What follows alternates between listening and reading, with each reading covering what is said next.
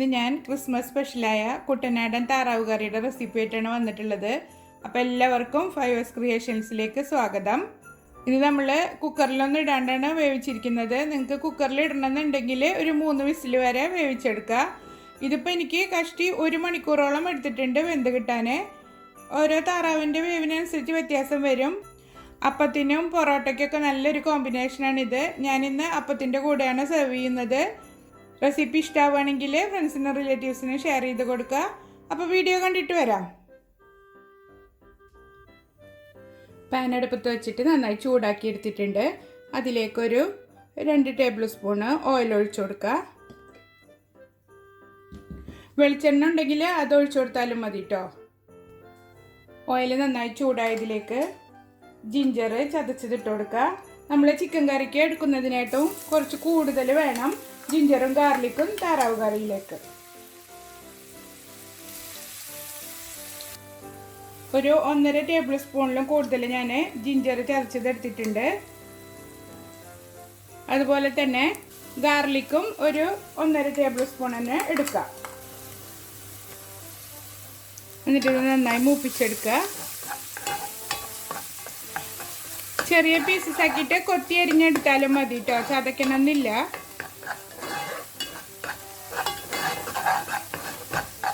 നല്ല ഗോൾഡൻ കളറാകുന്നത് വരെ മൂപ്പിച്ചെടുക്കാം. ജിഞ്ചറും ഗാർലിക്കും നല്ല ഗോൾഡൻ കളറായി വന്നിട്ടുണ്ട്. ഇനി ഇതിലേക്ക് സവാള അരിഞ്ഞത് ചേർത്ത് കൊടുക്കാം.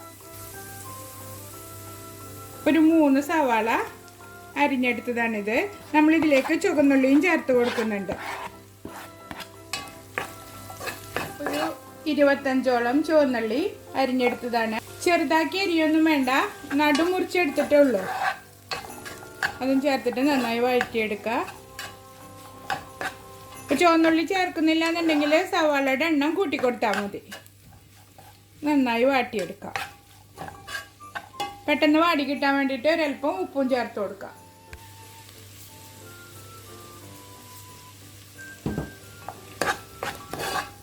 ഇതിലേക്ക് നമ്മൾ മുളക് പൊടിയൊന്നും ചേർക്കുന്നില്ല. കുട്ടനാടൻ സ്റ്റൈല് താറാവ് കറിക്ക് മുളക് പൊടിയല്ല, പച്ചമുളകാണ് കൂടുതൽ ചേർക്കുക. പിന്നെ കുരുമുളക് പൊടിയും. സവാള ഒരുവിധം വാടിയിട്ടുണ്ട്. അതിലേക്കൊരു 6 പച്ചമുളക് നെടുകെ കീറിയതിട്ട് കൊടുക്കുക. പച്ചമുളകിൻ്റെ എണ്ണം നിങ്ങളുടെ എരിവിനനുസരിച്ചിട്ട് കൂട്ടോ കുറയ്ക്കുകയൊക്കെ ചെയ്യാം കേട്ടോ. നമ്മളിനി ഇതിലേക്ക് കുരുമുളക് പൊടിയും കൂടി ചേർത്ത് കൊടുക്കുന്നുണ്ട്. എല്ലാം കൂടെ ഒന്നും കൂടെ വഴറ്റിയെടുക്കാം. സവാളയും പച്ചമുളകൊക്കെ വാടി വന്നിട്ടുണ്ട്. ഇനി അതിലേക്ക് നമുക്ക് ഒരു തക്കാളി അരിഞ്ഞതിട്ട് കൊടുക്കാം. നല്ല പേസ്റ്റ് പോലെ വാടണം തക്കാളി. തക്കാളി നന്നായി വാടിയിട്ടുണ്ട്. ഇനി നമുക്കിതിലേക്ക് മസാലകൾ ചേർത്ത് കൊടുക്കാം. മസാലകൾ ചേർത്ത് കൊടുക്കുമ്പോൾ തീ നന്നായി കുറച്ച് വയ്ക്കുക. ഒരു 2 ടേബിൾ സ്പൂണ് മല്ലിപ്പൊടി,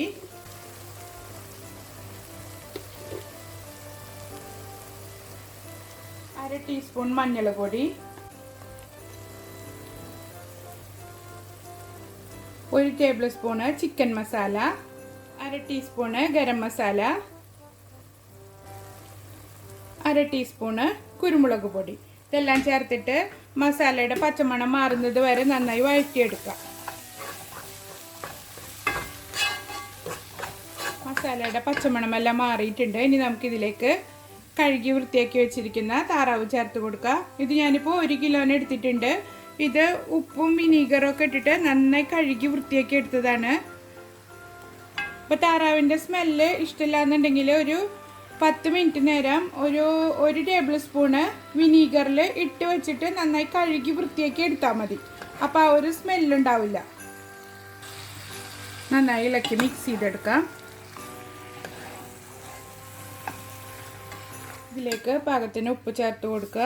നമ്മൾ സവാള വഴറ്റുമ്പോൾ ഉപ്പ് ചേർത്ത് കൊടുത്തിട്ടുണ്ട്. അപ്പോൾ ഈ സമയത്ത് കുറച്ച് ചേർത്താൽ മതി. പിന്നെ നമുക്ക് നോക്കിയിട്ട് വീണ്ടും ചേർത്ത് കൊടുക്കാം. നന്നായി മിക്സ് ചെയ്തിട്ട് മൂടി വെച്ചിട്ട് കുറച്ച് നേരം ഇതിൽ വെള്ളമൊന്നും ഒഴിക്കാതെ തന്നെ നമുക്ക് വേവിച്ചെടുക്കാം. ഒരു 5 മിനിറ്റ് നേരം തുറന്ന് നോക്കിയിട്ട് ഇളക്കി കൊടുക്കുക. ഇതാ ഇതിൽ നിന്ന് തന്നെ നല്ലോണം വെള്ളമൊക്കെ ഇറങ്ങി വന്നിട്ടുണ്ട്. ഈ സമയത്ത് കറിവേപ്പില ചേർത്ത് കൊടുക്കാം.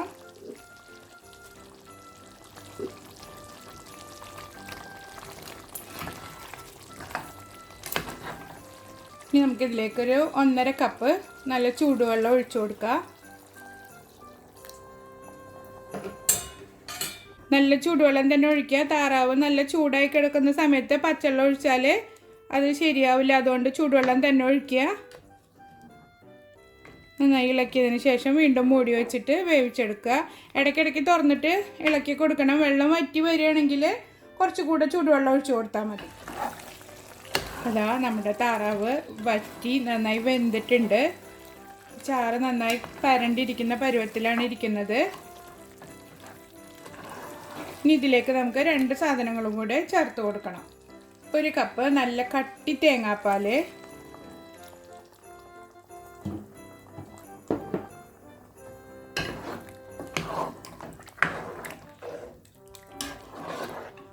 അടുത്തത് അണ്ടിപ്പരിപ്പ് വെള്ളത്തിലിട്ട് കുതിർത്തിട്ട് നല്ല പേസ്റ്റായിട്ട് അരച്ചെടുത്തത്. ഇതൊരു 15 അണ്ടിപ്പരിപ്പ് വെള്ളത്തിൽ കുതിർത്തിട്ട് അരച്ചെടുത്തതാണ്. ഇത് രണ്ടും കൂടെ ചേർത്തിട്ട് ഒന്ന് ചൂടാക്കിയെടുക്കുക. കുട്ടനാടൻ സ്റ്റൈല് താറാവ് കറിക്ക് ഒരു ലൈറ്റ് ഗ്രീൻ കളറാണ് ഉണ്ടാവുക. നമ്മൾ മുളക് പൊടിയൊന്നും ചേർക്കാതെ പച്ചമുളകും കുരുമുളകും മാത്രം ചേർത്തിട്ടല്ല ഉണ്ടാക്കിയിരിക്കുന്നത്. താറാവ് കറി റെഡി ആയിട്ടുണ്ട്. തീ നിർത്തുന്നതിന് മുമ്പ് ഒരു 1/4 ടീസ്പൂണ് കുരുമുളക് പൊടിയും ഒരു 1/2 ടീസ്പൂണ് ഗരം മസാലയും ഇട്ട് കൊടുക്കുക.